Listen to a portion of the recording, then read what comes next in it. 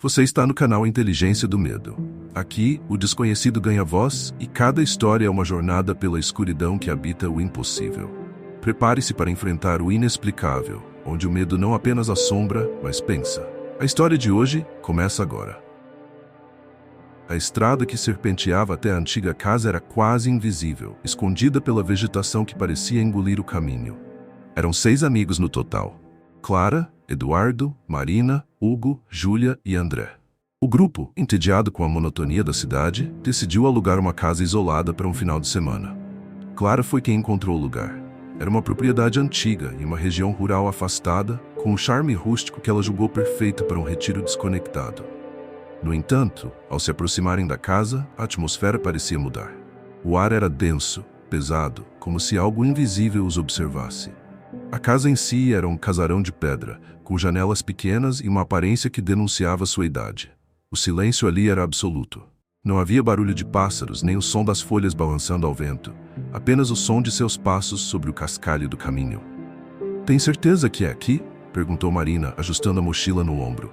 "Absoluta", Clara respondeu, consultando o celular. "Olhem só, é charmosa, meio misteriosa talvez."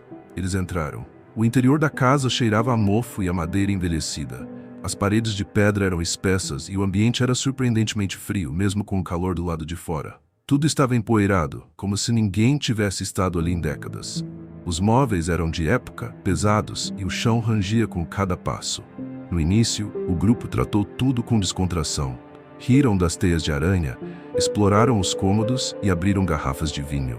Porém, à medida que a noite caía, algo no ambiente começou a incomodá-los. Júlia foi a primeira a notar. "Vocês não acham que está quieto demais aqui?" perguntou, olhando para os amigos. "Tipo, assustadoramente quieto? É o que faz parte do charme rural, Júlia." Eduardo brincou, mas sua risada não teve eco. Era como se o som morresse assim que saía de sua boca. No meio da noite, Clara acordou. Um som baixo e constante vinha de algum lugar dentro da casa. Um murmúrio. Ela levantou, pensando que era um dos amigos falando enquanto dormia. Seguindo o som, acabou em um corredor no andar de baixo, onde uma das paredes parecia mais escura do que as outras. Era ali que o murmúrio se tornava mais nítido, embora ainda indecifrável. Pareciam palavras, mas em uma língua que ela não reconhecia. No dia seguinte, Clara contou aos amigos sobre o que ouvira, mas todos riram e zombaram dela, atribuindo ao vinho da noite anterior. No entanto, na tarde daquele mesmo dia, Eduardo fez uma descoberta enquanto explorava o porão. Atrás de uma pilha de caixas velhas, havia uma parede que parecia ter sido erguida às pressas, com cimento mal acabado. Eduardo chamou os outros e juntos começaram a examinar o local. Hugo, sempre curioso, sugeriu derrubar parte da parede para ver o que havia atrás. Com muito esforço e algumas ferramentas improvisadas, eles conseguiram abrir uma pequena brecha. Um cheiro insuportável escapou, fazendo-os recuar. Era um odor de podridão, de algo morto há muito tempo. Marina vomitou ali mesmo. "Acho que devemos parar. Isso não é normal", Marina disse tremendo. Mas a curiosidade venceu o medo. André iluminou o interior com a lanterna do celular. No espaço por trás da parede havia algo humano. Ou melhor, os restos do que um dia fora uma pessoa. Sem olhos, sem língua, com os ossos deformados, como se tivesse sido torturado antes de morrer. A carne, onde ainda existia, estava mumificada, colada às pedras. Eles recuaram, horrorizados. Mas o pior veio depois. Aquele murmúrio que Clara ouvira na noite anterior começou a ecoar pela casa, mas desta vez mais alto, vindo de todas as paredes. Um som lamuriante, cheio de dor. Um após o outro, os amigos começaram a ouvir sussurros em seus ouvidos, chamando seus nomes. A casa parecia viva, pulsando em um ritmo que não era humano. Naquela noite, Eduardo desapareceu. Eles o procuraram por horas, mas o único rastro dele foi sua lanterna, deixada caída perto da parede que haviam aberto. No lugar onde estava a abertura, agora havia uma nova camada de cimento fresco. Marina, que já estava à beira de um colapso, insistiu que deveriam ir embora imediatamente. Mas o carro não dava partida e todos os celulares estavam sem sinal. Mesmo depois de serem carregados, estavam presos. E a casa sabia disso. A partir daí, a cada nova tentativa de escapar, outro membro do grupo desaparecia, apenas para que suas vozes fossem ouvidas dentro das paredes. O desespero tomou conta, e eles começaram a desconfiar uns dos outros, acreditando que alguém entre eles era o responsável. mas logo ficou claro que a casa tinha seus próprios planos. Ela não precisava de um guardião. Ela própria era o monstro. Conforme os dias se arrastavam, os sobreviventes começaram a ouvir não apenas os sussurros, mas também gritos abafados, como se vindos de um lugar muito distante. Era o som das pessoas que estavam emparedadas ali, ainda vivas, de alguma forma terrivelmente consciente. E um por um, os amigos começaram a desaparecer. No terceiro dia, o grupo estava reduzido a Clara, Marina e Hugo. Eles haviam se trancado na sala principal, barricando a porta com móveis pesados. O tempo parecia fluido, como se horas e minutos tivessem perdido qualquer significado. Lá fora, a escuridão parecia eterna, mesmo durante o que deveria ser o dia. Marina estava sentada no chão, com os joelhos contra o peito, chorando baixinho. Hugo tentava forçar o rádio portátil que encontraram na casa a funcionar, mas o aparelho apenas emitia estática. Clara, a única ainda com algum traço de determinação, observava o ambiente com atenção, sua mente tentando encaixar os fragmentos de tudo que havia acontecido. "Você percebeu que as paredes estão mais próximas?" Ela disse de repente, interrompendo o silêncio. Marina levantou os olhos, confusa. Hugo largou o rádio e olhou ao redor. "Não é possível." Ele balançou a cabeça. "Deve ser sua imaginação." Mas não era. Clara tinha razão. As paredes da sala pareciam se mover, milímetros por vez, como se a casa estivesse se fechando sobre eles. O ar estava mais pesado, e aquele murmúrio, tão constante quanto uma respiração, continuava. "Isso não é natural. Essa casa está nos matando." Marina sussurrou, sua voz trêmula. "Ela não está só nos matando, está nos incorporando." Clara respondeu com um tom sombrio. "Você ouviu os sussurros? Os gritos? Eles não vêm de fora, vêm de dentro. Eles somos." "Não diga isso," Hugo gritou, sua voz soando mais alta do que pretendia. "Não vou morrer aqui. Eu vou sair, nem que eu tenha que arrebentar a porta com minhas próprias mãos." Hugo se levantou de repente e correu até a porta, ignorando as tentativas de Clara e Marina de segurá-lo. Ele removeu a barricada e girou a maçaneta com força, mas a porta parecia ter sido soldada ao batente. Enfurecido, ele começou a socá-la e chutá-la, até que a madeira começou a ceder. No entanto, quando ele finalmente fez um buraco, o que viu do outro lado fez seu sangue gelar. Não havia nada ali.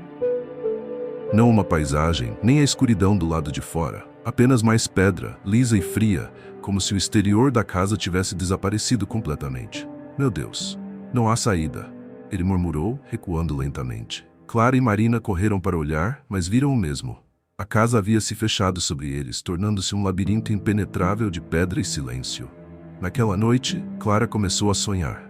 Nos sonhos, ela estava em um lugar que parecia ser uma versão distorcida da casa, com corredores infinitos e paredes que pareciam pulsar como carne viva. Lá ela viu figuras encurvadas cobertas de cicatrizes, sem olhos ou línguas, rastejando pelas sombras e sussurrando. Seus gemidos não eram apenas de dor, mas de angústia profunda, como se quisessem comunicar algo que não conseguiam expressar. Quando Clara acordou, soube que precisava descobrir a verdade. Se houvesse alguma chance de escapar, ela estaria escondida no segredo da casa. Ela convenceu Hugo e Marina a ajudá-la a explorar o porão novamente. Aquele lugar onde haviam encontrado a parede falsa parecia ser o ponto de partida. Quando chegaram lá, Clara notou algo que não havia percebido antes. Inscrições antigas gravadas na pedra, quase invisíveis sob a poeira e o mofo. "Isso é latim?" Hugo perguntou, aproximando-se para tentar decifrar. Clara balançou a cabeça. "Não exatamente, é algo mais antigo. Parece um ritual." Marina recuou, abraçando-se. "Não quero saber. Não quero nem olhar." Clara ignorou o medo de Marina e começou a esfregar a pedra com as mãos para revelar mais das inscrições. As palavras falavam de sacrifício, de um pacto feito séculos atrás. Algo sobre selar a dor e o silêncio dentro da casa. Ela percebeu que aquilo não era apenas uma moradia. Era uma espécie de prisão, construída para conter algo antigo e maligno. "A casa não está nos matando porque quer, está nos transformando em parte dela, para reforçar o selo. É assim que ela mantém, o que quer que seja, preso aqui." Clara explicou com a voz carregada de horror. "Isso não faz sentido." Hugo rebateu, mas sua voz estava trêmula. "Faz sim," Marina interrompeu, olhando para as paredes. "Cada grito, cada pessoa emparedada, eles não morreram, eles estão vivos, eles são um selo." Naquela noite, enquanto dormiam no porão, Marina desapareceu. Quando Clara e Hugo acordaram, encontraram apenas um rastro de sangue que levava até a parede onde antes estava a abertura. Marina agora fazia parte da casa. Clara sabia que restava pouco tempo. Ela e Hugo precisavam sair ou seriam os próximos. Mas a casa não permitiria isso. Seus corredores se tornaram um labirinto. Suas portas levavam a becos sem saída e as paredes pareciam se mover, tentando separá-los. Quando Clara finalmente encontrou um pequeno alçapão que levava ao sótão, ela percebeu que ali estava a origem de tudo. No centro do espaço, havia um altar rudimentar, cercado por ossos antigos e mais inscrições. Algo pulsava sob o chão, como o bater de um coração. Hugo hesitou, mas Clara foi até o altar. No instante em que tocou a pedra central, a casa inteira pareceu gritar. O som era ensurdecedor, e as paredes começaram a se desfazer, revelando dezenas, talvez centenas de corpos emparedados. Todos estavam conscientes, suas bocas abertas em gritos silenciosos. Clara teve apenas um momento para decidir: destruir o altar e libertar o mal contido ali, ou se sacrificar, tornando-se parte da casa e reforçando o selo. Ela olhou para Hugo, lágrimas escorrendo por seu rosto. "Me perdoe", disse antes de tocar a pedra uma última vez. Clara sentiu o altar vibrar sob seus dedos, como se estivesse vivo, pulsando com uma energia antiga e feroz. As rachaduras continuavam a crescer, espalhando-se pelas paredes do sótão, que começaram a mudar. O espaço se transformava em algo maior, impossível de existir dentro da casa. As paredes se afastavam, revelando corredores infinitos, cheios de sombras e sussurros. Ela sabia que a casa estava respondendo à sua interferência, tentando se defender. Hugo puxou Clara pelo braço. "Precisamos sair daqui agora", ele gritou, mas sua voz foi abafada pelo som crescente, uma mistura de gemidos e uma espécie de cântico gutural. Sem outra saída, os dois desceram às pressas as escadas, correndo pelos corredores da casa que pareciam mudar de forma a cada curva. O ambiente os desorientava, os levando sempre de volta ao porão. Era como se o lugar quisesse que eles permanecessem ali. "É isso. A casa não vai nos deixar sair", Clara disse, ofegante. "Ela quer que terminemos o que começamos." Hugo balançou a cabeça, o suor escorrendo por seu rosto. "Não podemos jogar o jogo dela. E se houver outra saída?" Clara olhou para o altar no porão, agora completamente visível, brilhando em um vermelho intenso. As inscrições que antes eram apenas símbolos agora pareciam palavras. Clara conseguiu ler o que estava gravado ali. "Reforce o ciclo, ou quebre a ligação." Ela percebeu que havia duas opções: alimentar a energia da casa, reforçando o ciclo de sacrifícios e mantendo o mal contido, ou tentar quebrar a ligação completamente, mas sem garantias de que isso não destruiria tudo. Inclusive eles mesmos. "É isso, temos uma escolha." Clara olhou para Hugo. "Mas precisamos fazer isso juntos." Clara encontrou um pedaço de metal enferrujado no porão, improvisando uma ferramenta para escavar o chão próximo ao altar. Sob a terra seca havia objetos antigos, ossos, moedas e um pequeno alicerce de pedra. "Isso deve fazer parte do ritual", Hugo deduziu. "Mas como sabemos o que fazer?" Clara lembrou dos sonhos, das imagens que vira enquanto estava inconsciente. Havia um padrão, um gesto repetido. Ela pegou o cálice e o colocou sobre o altar. Hugo, hesitante, entregou-lhe um frasco de vinho que haviam trazido da cozinha. Clara o derramou no cálice e o líquido foi imediatamente absorvido pela pedra, como se estivesse sendo bebido. O som na casa mudou. Os sussurros pararam por um momento e a escuridão pareceu recuar. "Está funcionando", Hugo sussurrou, mas antes que pudesse respirar aliviado, o altar reagiu. Uma fumaça espessa começou a sair das rachaduras no chão, tomando a forma de figuras humanas. Eram os emparedados, mas agora de pé, suas mãos estendidas para Clara e Hugo. Eles não avançavam, mas apontavam para algo além do altar. Uma passagem escondida na parede. Clara olhou para Hugo, a respiração pesada. "Eles estão nos mostrando a saída. E se for uma armadilha?" Hugo respondeu. "Não temos outra escolha." Ela segurou sua mão e caminhou em direção à passagem.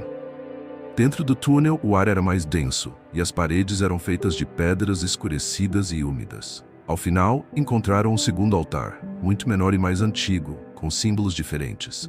Em cima dele, uma chave de metal brilhava, embora não houvesse nenhuma fonte de luz ali. Clara pegou a chave e sentiu algo mudar dentro dela. O som da casa desapareceu, e pela primeira vez o silêncio não parecia ameaçador. Quando voltaram ao porão, o altar principal estava destruído, e as paredes pararam de se mover. Um feixe de luz entrou pela janela quebrada, indicando que o tempo havia voltado ao normal. Hugo olhou para Clara, aliviado, mas ela sabia que ainda não haviam vencido. Segurando a chave, Clara sentiu que ela não era apenas um objeto, mas um vínculo. A casa havia permitido que eles saíssem, mas algo dentro dela murmurava que o preço seria cobrado mais tarde. Eles correram para a porta da frente, que agora estava destrancada. Quando saíram, o céu estava limpo e a casa atrás deles parecia apenas uma ruína comum. "Estamos livres?" Hugo perguntou, olhando para Clara. Ela olhou para a chave em sua mão, sentindo o peso do que havia feito. Por enquanto. E enquanto eles se afastavam, a casa ficou em silêncio mais uma vez, como se estivesse esperando pelo próximo capítulo de sua história sombria. Essa foi a história de hoje. Se você gostou, deixe seu like, inscreva-se no canal e ative as notificações para não perder os próximos mistérios. Aqui no Inteligência do Medo, você encontra histórias sombrias e arrepiantes todos os dias. Obrigado por assistir e até a próxima, se você tiver coragem.